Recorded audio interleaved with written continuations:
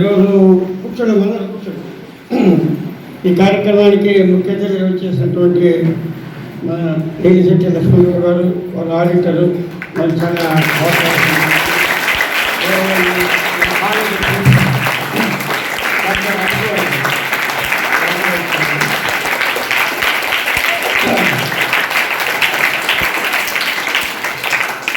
అంటే ఈరోజు యాక్చువల్గా మన షెడ్యూల్ ఆఫ్ మంత్లీ షెడ్యూల్ మనం వేసుకుంటుంటాం. ఆ షెడ్యూల్ ప్రకారంగా ఈ నెలలో 19వ తేదీ మన పిల్లలు ఈ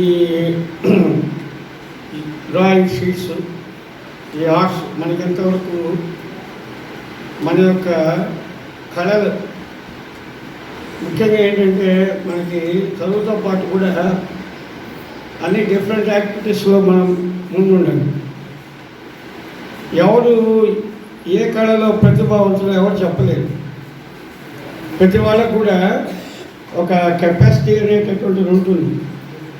ఒకరు పాటలు పాడగలరు, ఒకరు డ్యాన్స్ చేయగలరు, ఒక బ్రహ్మాండంగా చిత్రలేఖనం వేయగలరు, ఒక బ్రహ్మాండంగా పరిగెత్తగలరు, బ్రహ్మాండంగా ఆటలు ఆడగలరు. ఇట్లా ఒక్కొక్కరికి ఒక్కొక్క రకమైనటువంటి స్కిల్స్ ఉంటాయి. ఆ స్కిల్స్ని బయటకు తీసుకురావడం అనేటటువంటిది ఆ స్కూళ్ళలో జరగాల్సినటువంటి ప్రక్రియ. మన ఇప్పుడు ఎంత బాగా చేస్తున్నారు అంటే ఎక్సలెంట్గా వేసారా, వెరీ గుడ్డా గుడ్డా అనేది చెప్తే బ్యాడ్ అనేటటువంటిది కనపడుతుంది. ఏ బొమ్మ తీసుకున్నారు అంతా కూడా మనసు పెట్టి మనకు ఉండేటువంటి ఇంత చిన్నపిల్లలు 5వ క్లాస్ 6వ క్లాస్ పిల్లలు ఆ విధమైనటువంటి పెయింటింగ్స్ వేయటం అనేటటువంటిది డ్రాయింగ్స్ మీద ఒక మంచి కళాత్మక అయినటువంటి చర్యగా అందువల్ల ఒక సైన్స్ ఫేర్లో పాల్గొని అందులో విజేతలు కావడం అనేది చిన్న విషయం కాదు. అందులో కృషి చేసిన పాఠశాల అధ్యాపకులకు, కరస్పాండెంట్ గారికి, కృషితో నేర్చుకున్న విద్యార్థులకు నా శుభాభినందనలు.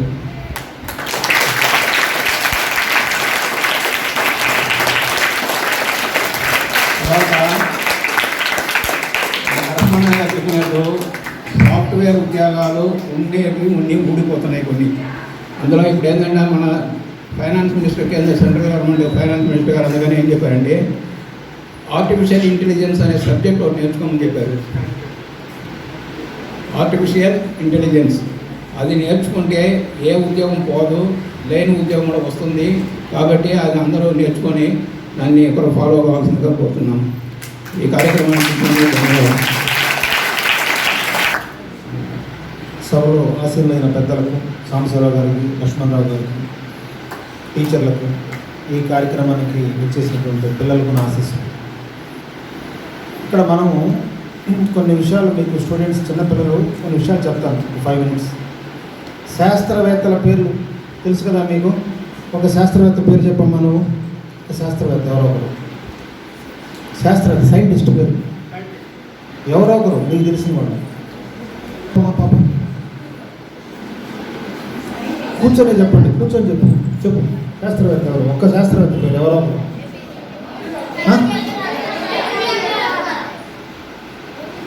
APJ Abdul Kalam. Okay, Newton విన్నారా? న్యూటన్. వీళ్ళందరూ మీరేమనుకుంటారంటే ఈ శాస్త్రవేత్త కావాలంటే మనం ఏదో చదవాలా, MScలు, PhDలు, MDలు ఇవి చేయాలనుకుంటారు.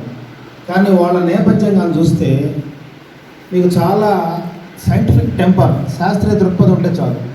ఐన్స్టీన్ని వాళ్ళ అమ్మ ఏం చేసిందంటే, న్యూటన్ని వాళ్ళ అమ్మ ఏం చేసిందంటే గొర్రెలు కాచుకొని తోటకు బొమ్మంది, ఒక ఉద్యానవనానికి బొమ్మంది, పొలాలకు బొమ్మంది. ఆయన ఆ తోటలో పండుకొని ఉన్నాడు. ఆపిల్ చెట్టు నుంచి పండు కిందకు రాలేదు. వెంటనే ఆయనకి ఒక డౌట్ వచ్చింది, ఈ ఆపిల్ పండు పైకి ఎందుకు వెళ్ళలేదు అని. చూడండి ఆయన ఆలోచన. అందరికీ ఆలోచన వస్తుందా? అందరికీ ఆలోచన వస్తుంది. మనందరికీ వస్తుంది ఆలోచనే ఒక శాస్త్రవేత్త అన్నాడు. Simple. Gravitation pull of the earth, acceleration due to gravity అంటాం, G. అది కనుక్కున్నది ఆయన. దానివల్ల ఇవాళ ర్యాకెట్లు, విమానాలు అన్నీ కూడా యాక్సలరేషన్ డ్యూ టు గ్రావిటీ వల్ల కనుక్కోగలదు. అన్నీ మనం పంపించగలుగుతున్నాం. శాటిలైట్స్ కూడా. శాటిలైట్ పైకి పోవాలంటే యాక్సలరేషన్ డ్యూ టు గ్రావిటీ ఎక్కడ తక్కువ ఉంటే అక్కడి నుంచి పంపిస్తాం. శ్రీహరికోట సెలెక్ట్ చేసుకున్నాం. అక్కడ జీ వాల్యూ తక్కువ ఉంటుంది, పక్కనే సముద్రం ఉంది. ఒకవేళ ఫెయిల్ అయితే సముద్రంలో పడిపోతుంది ఆ శాటిలైట్, ఆ ర్యాకెట్ అటనమాట. తర్వాత జేమ్స్ వాట్ని వాళ్ళ అమ్మ పొయ్యి దగ్గర ఉన్నమంది. పొయ్యి దగ్గర ఉండి ఆ వంట బియ్యం ఎసరు పెట్టింది, వెళ్ళింది. ఈయన వాళ్ళ అమ్మ చిల్లాపల చూస్తూ ఉన్నాడు. ప్లేట్ ఎగిరిపడింది. ప్లేట్ ఎందుకు ఎగిరిపడింది అంటే స్టీమ్కి థ్రస్ట్ ఉంది, చేసే శక్తి ఉంది. స్టీమ్ నుంచి మంచం ఎన్నో పనులు చేయొచ్చు. థర్మోడైనమిక్స్ కనిపెట్టాడు.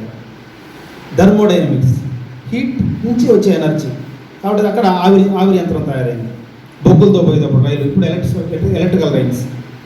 కెకులే ఉన్నాడు. కెకులే ఒక గుర్రబండిలో పోతూ ఒక బెంచిని గేమ్ స్ట్రక్చర్ చేయాలని ఆలోచిస్తూ ఉంటే ఆయన కల్లో వచ్చింది ఆ స్ట్రక్చర్.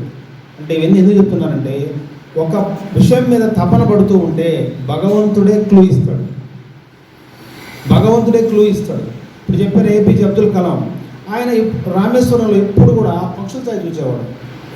ఎప్పుడు ఆయనకి నేను ఎప్పటికైనా సరే ఏరోనాటిక్స్ చేయాలి, శాటిలైట్ పైకి పంపించాలి అంటే వెహికల్ ఆ ఉపగ్రహాన్ని పైకి పంపించి ఆ వెహికల్ కిందకి రావాలి. మళ్ళీ ఉపగ్రహాన్ని పైకి వదిలేసి ఆ రాకెట్ మళ్ళీ కిందకి రావాలి. అది ఆయన టార్గెట్.